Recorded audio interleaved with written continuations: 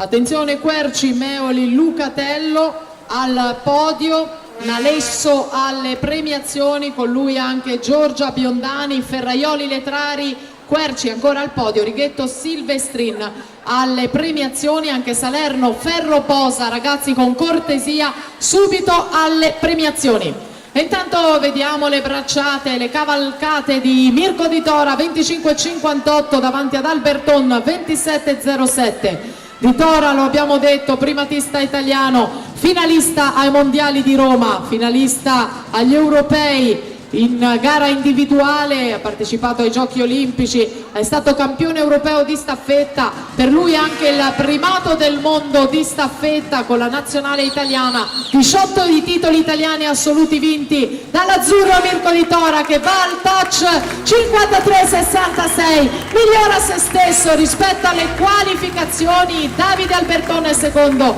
56,07, poi Natullo 56,33, e che dire, ancora una volta un primato, un'edizione storica del Memorial, la vittoria con il nuovo record della manifestazione, Mirko Di Tora, Fiamme Oro.